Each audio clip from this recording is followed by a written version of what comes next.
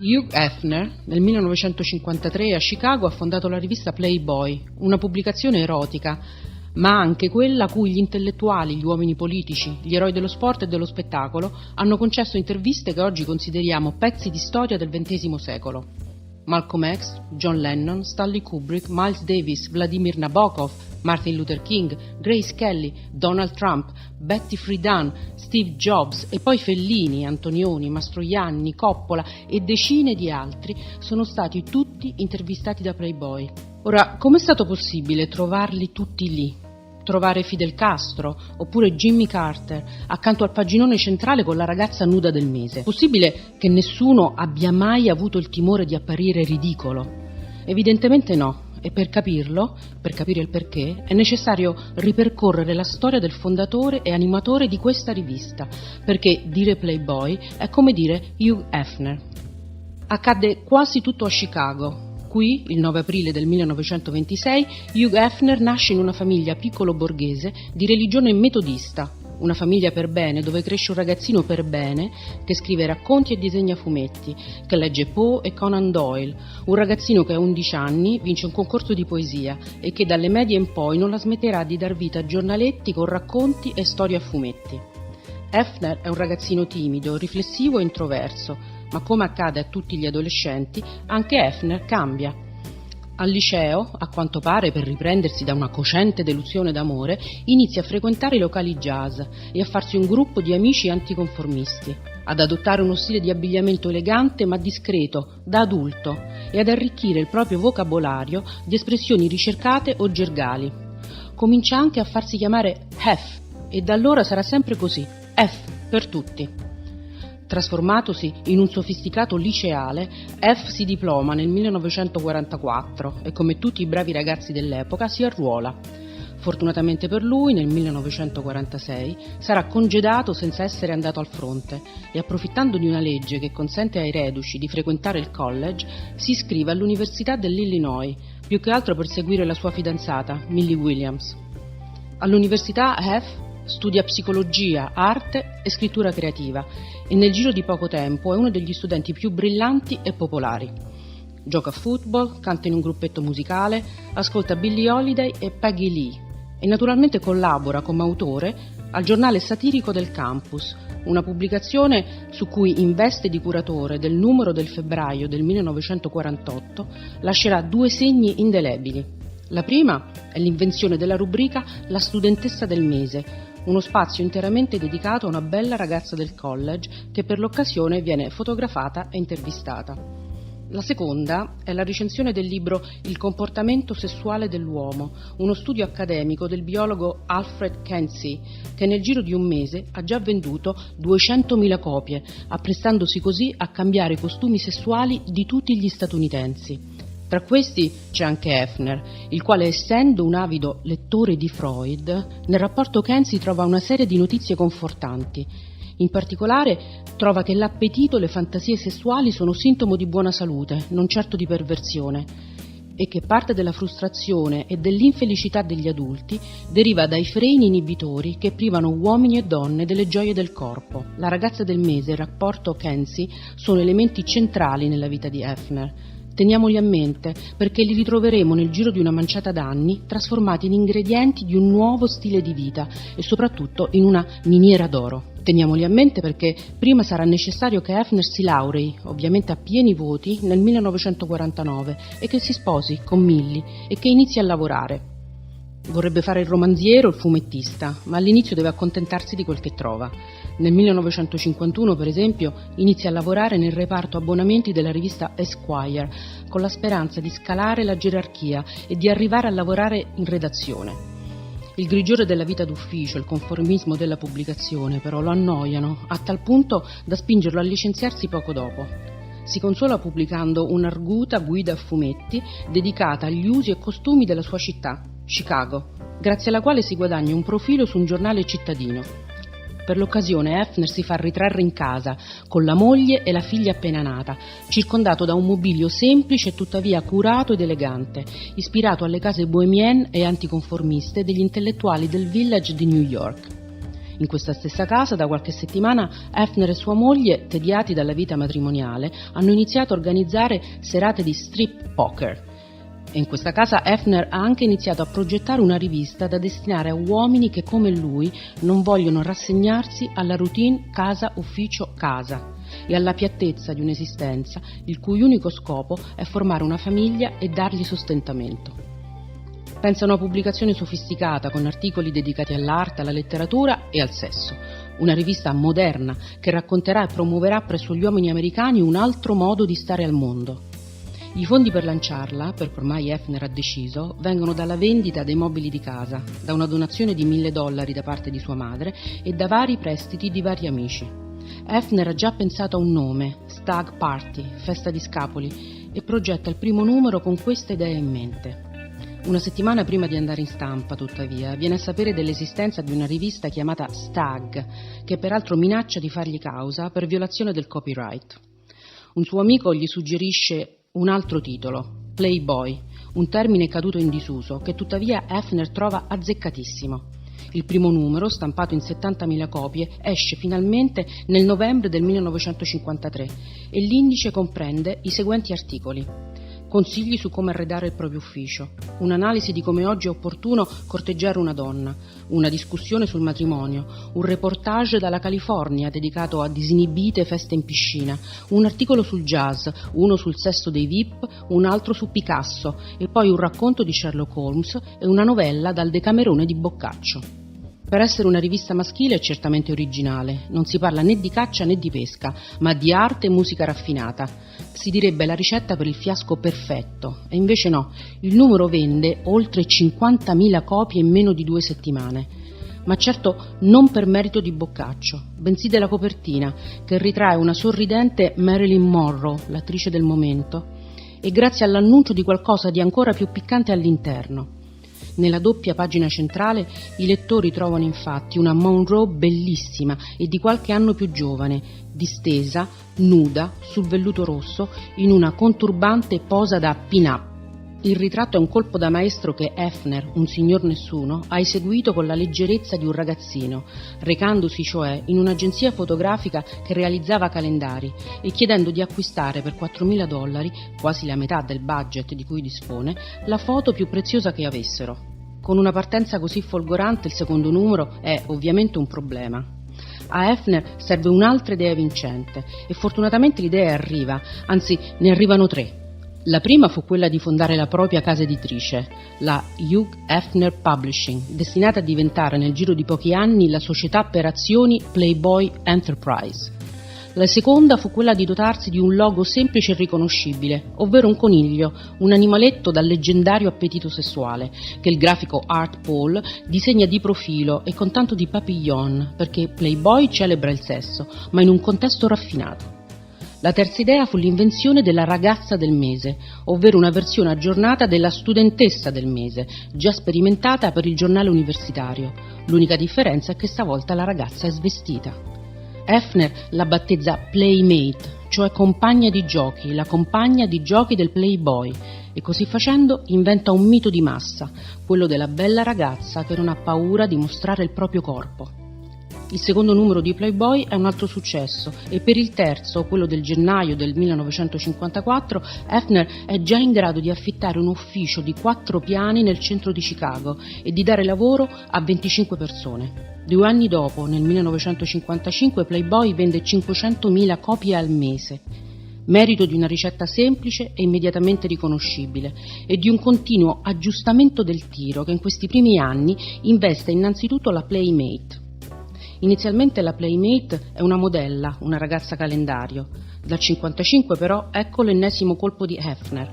La Playmate sarà una ragazza come tante, che Playboy cercherà ogni mese per tutta la nazione. Potrebbe essere la ragazza della porta accanto, oppure tua moglie, la tua fidanzata, tua sorella, la farmacista o la tua segretaria. Ed è proprio questo a renderla tanto speciale e desiderabile. Non appartiene a un altro mondo, bensì a questo mondo qui, a un mondo che da un momento all'altro può spalancarsi e, come accade a chi spalanca le pagine di Playboy, farci sognare, far sognare gli scapoli. Nel 1956, complice la caccia alla Playmate, Playboy vende già 1 milione di copie al mese e da lì in avanti salirà senza sosta. Nei primi anni 70 Playboy arriverà a vendere oltre 7 milioni di copie al mese. Ed ecco spiegato perché il reverendo Martin Luther King non ebbe nulla da obiettare quando nel 1965 la sua intervista apparve accanto all'ennesima ragazza discinta della porta accanto. Perché a nessuno che negli Stati Uniti avesse qualcosa di importante da dire sarebbe mai venuto in mente di rinunciare all'opportunità di raggiungere così tante persone. Per la stessa ragione è ovvio che John Steinbeck, Margaret Atwood, James Baldwin, Robert Coover, Ursula Le Guin e Ray Bradbury, che qui pubblicò a puntate Fahrenheit 451, abbiano tutti scritto per Playboy. Chi mai di loro sarebbe riuscito a entrare in un colpo solo in milioni di case americane e per di più dopo essere stato pagato profumatamente? Un segno altrettanto eloquente della popolarità di Playboy traspare anche dalla decisione presa nel 1970 di stampare la rivista anche per i lettori non vedenti. Una rivista erotica per non vedenti sembrerebbe un controsenso, che tuttavia si spiega soltanto tenendo a mente che Hefner e Playboy non vendono soltanto corpi femminili denudati, bensì uno stile di vita, quello dello scapolo affascinante e impenitente, un ruolo che Hefner si cucì addosso dopo l'inevitabile divorzio dalla prima moglie Millie. Da quel momento in avanti, nel 1959, Hefner si reinventa, reincarnandosi nella rivista, non solo perché pensa e lavora a Playboy 24 ore su 24, ma perché ci vive letteralmente dentro. Dopo aver ricavato un appartamento all'ultimo piano della redazione, Hef ospita le riunioni del suo staff tra le mura domestiche e rigorosamente in pigiama di seta, dando vita a un continuum in cui la vita si fonde con la rivista e le playmates diventano amiche ed amanti. Da stacanovista del piacere qual è, Hefner finisce così per proporre ai suoi lettori un modello maschile fatto a sua immagine e somiglianza, un modello che punta tutto sulla libertà. La libertà di cui gode un uomo senza legami familiari, che può spendere il proprio stipendio per stare accanto a donne libere da legami come lui, donne con cui parlare di arte e letteratura, oppure da sedurre a colpi di arte e letteratura, ovvero sia con una conversazione colta, garbata e interessante, donne da accogliere in un bell'appartamento da scapolo, curato in tutti i dettagli e pieno di oggetti tecnologici e dove al momento opportuno le luci si abbassano, la musica si fa galeotta e il divano si ribalta per diventare un letto. Il mattino dopo i due si salutano, dandosi, se lo vogliono, un altro appuntamento per altre chiacchiere, per un disco o per un cinema e per un'altra sessione sul divano reclinabile. L'importante, predica Playboy, è non farsi mettere in trappola dalle cercamarito, una categoria a cui la rivista dedicò numerosi articoli al fine di insegnare ai lettori come riconoscerle e schivarle. Con il passare del tempo, tuttavia, l'atteggiamento nei riguardi del matrimonio e dei legami affettivi tra uomo e donna cambiò.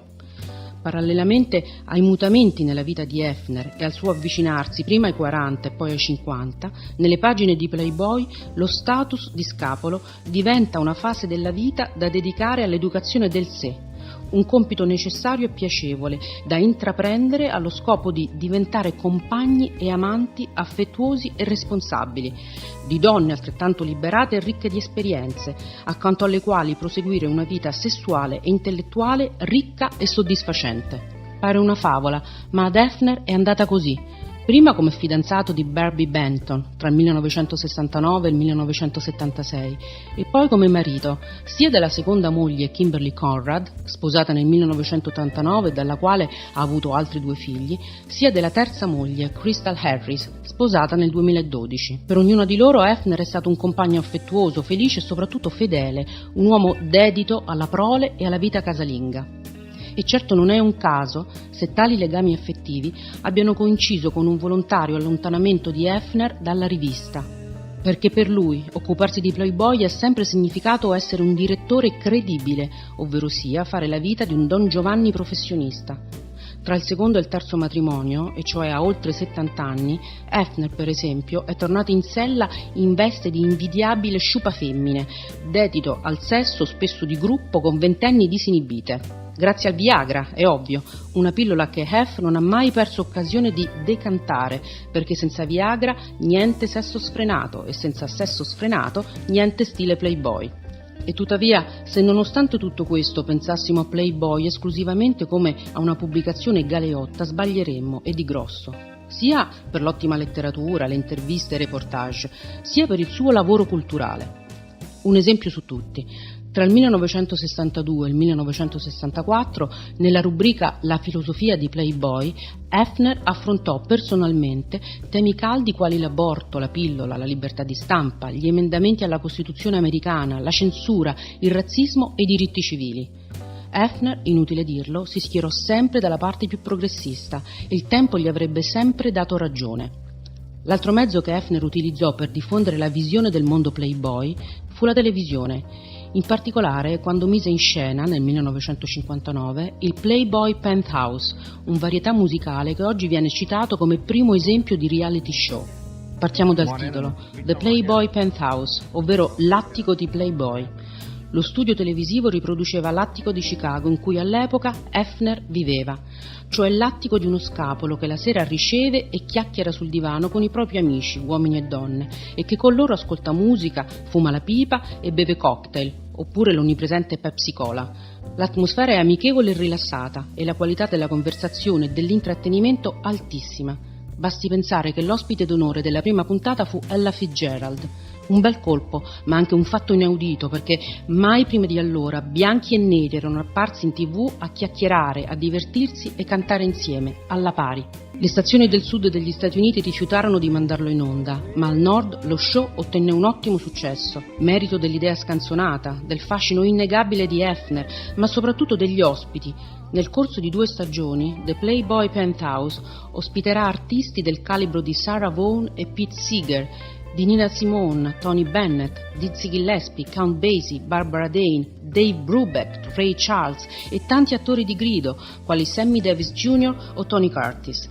Il risultato ultimo dello show fu però essenzialmente politico. Essere razzisti non è sexy, non è fun, non è cool, non è Playboy. Parlando dell'attico di Playboy non si può non menzionare la Playboy Mansion, la casa Playboy, e cioè l'abitazione di Hefner, un palazzo signorile di Chicago che il nostro aveva acquistato nel 1959 e che nel 1961 presentò ai lettori dopo averlo trasformato in una Disneyland per adulti, in un parco giochi del sesso. Niente di particolarmente sconcio, per la verità, a eccezione di una piscina sotterranea con una finestra in vetro, dentro cui le gentili ospiti potevano nuotare nude.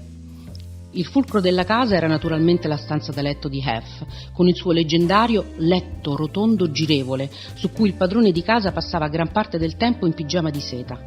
Quando lavora, spiega l'articolo, Hef lo gira verso la parete dove sono collocati telefono, registratore e macchina da scrivere.